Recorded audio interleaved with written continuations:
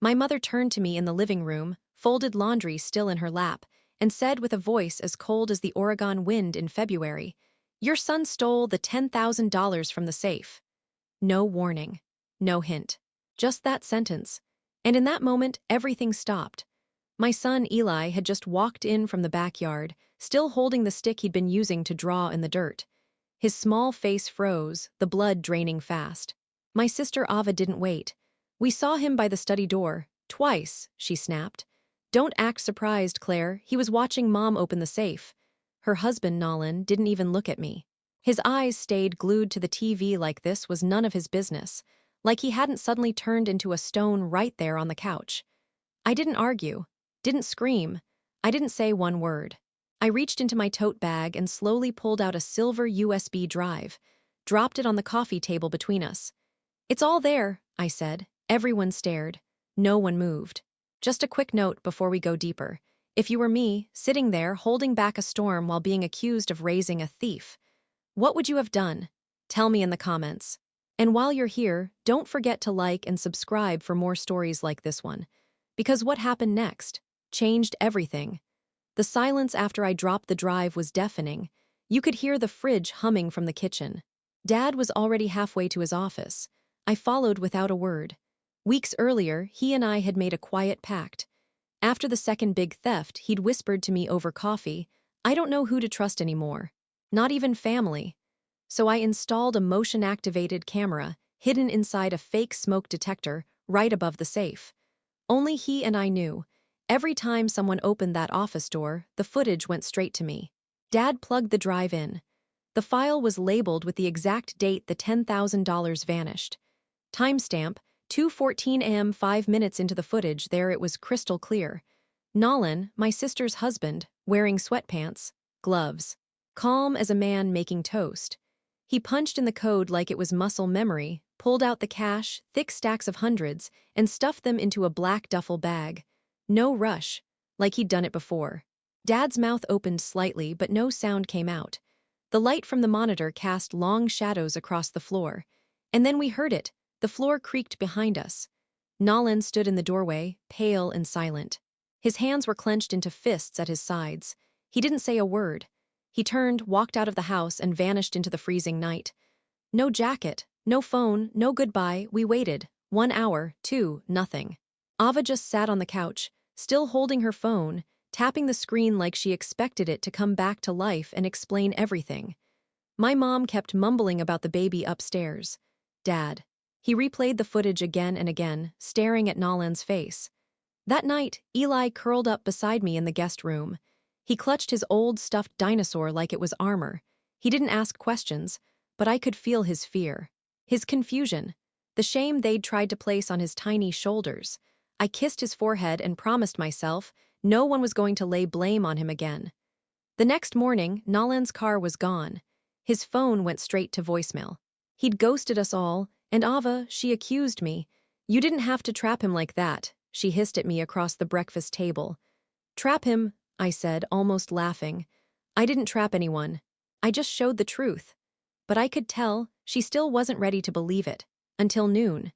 Dad called us all into the dining room. The table was covered in printouts, still frames from the video, timestamps, zoomed-in shots of Nolan's tattoo just above his wrist. Clear as day. Mom sat at the edge, refusing to look at the photos, her fingers pressed into her temples. "I'm not calling the police," Dad said. "Not yet, but he's done. No more access to family accounts. No more safes, no more dinners. He's out." Then he looked at Ava, dead in the eye. "You need to decide where your loyalty is." She didn't answer. But her eyes flicked toward Eli again, and that was all I needed to see. The next morning, her debit card got declined buying diapers. Nolan had emptied the account. Every cent. Savings, checking, emergency, gone. Ava sat down in the hallway and just stared at her phone, whispering Nolan's name over and over like she was trying to cast a spell. She came to me that evening. "I want to see all of it," she said. "Every file, every video." I didn't speak, just opened the folder. And when she saw Nolan doing it again, 2 more nights, same bag, same stealth, she didn't cry. She just stood up and walked out. When I checked on her later, she was lying fully clothed on her bed. The baby curled against her side. her phone screen lighting up with unknown numbers. Probably Nolan's gambling friends, maybe worse. She filed for divorce 2 days later. That's when the real unraveling began. After Ava filed for divorce, things didn't get easier. Not right away. Mom wept when she found out. Not just soft tears, real sobs, deep and shaking like something sacred had shattered. But Dad, he didn't shed a tear. He just sat at the kitchen table, staring at the envelope Nolan had used to steal from him. Then he said quietly, "I should have trusted my gut sooner." That's when the final pieces began to fall into place. Turns out, Nolan had borrowed $10,000 from Dad a month before the safe was installed. Claimed it was for a short-term investment that double fast. He never paid a penny back, never even mentioned it again. It wasn't just random theft. Nolan had been bleeding us dry to cover his gambling addiction, losing thousands at casinos and online poker tables. Hoping for a miracle hand and stealing from his own family when the cards didn't fall his way. Then the power cuts started happening. First in Ava's room, then in Dad's study. A flicker here, a total outage there. The electrician said it was tampering. Someone had been fiddling with the breaker box behind the garage. That's when we realized Nolan had been back. Ava's wedding ring went missing. She hadn't worn it in months. Kept it locked in a box, buried under blankets in her closet. Gone. The safe hadn't been touched again, but the house didn't feel safe anymore. Dad changed every lock, installed cameras outside, new alarms, motion sensors. It felt like we were building a fortress not against strangers, but one of our own. Then came the envelope. No return address, just our last names scrawled across the front in Nolan's scratchy handwriting. Inside, a motel receipt from Reno, Nevada, 2 days after he vanished. Ava didn't flinch. She just passed it to Dad and walked away like it was junk mail. But I noticed the way her hand trembled. What none of us realized was that Nolan wasn't done. He wasn't just a thief. He was a ghost that kept slipping back through cracks we didn't know existed. A week later, Eli told me he thought he saw someone at the window near the basement. I wanted to brush it off, say it was just wind or shadows. But then we found cigarette butts on the ground outside. Nolan didn't even smoke, but his friend Wheeze did. A guy Ava hated. Always hanging around when Nolan was working late. Now we had a new fear. What if Nolan wasn't alone? Then came the night we saw him. It was a Sunday. A dinner Dad insisted on one normal evening after the storm. Roast chicken. The mashed potatoes Eli liked. The dusty wine bottle Mom had been saving for a special day. We were mid-laugh when Mom stood up, looked out the window, and went pale. "There's someone outside," she whispered. Dad opened the front door. And there he was, Nolan, standing just under the porch light like a ghost from a dream. But he didn't look like himself anymore. His clothes hung off his frame. His beard was patchy. His sneakers didn't match. He didn't say a word. Just pulled something from his coat pocket, an envelope, and dropped it on the welcome mat. Then he walked back into the dark, gone again. Inside the envelope was a mess of chaos. Casino chips, pawn slips, ATM receipts, bar napkins with IOUs scribbled in ink. But what stopped us cold was the pawn slip for Ava's wedding ring. He had broken into the house. Again, Ava went white. Dad turned red. Mom went silent. And Eli, he backed into me scared, his small hand finding mine like when he was 5 and afraid of thunder. That night, none of us slept, not because we were scared. Because we finally realized this wasn't about a man falling apart. It was about a man trying to take everyone down with him. By the next morning, Dad had already made the calls. The lawyer, the bank, the insurance companies. When Ava came downstairs, her coffee barely sipped, Dad laid the papers on the table. "This is everything," he said.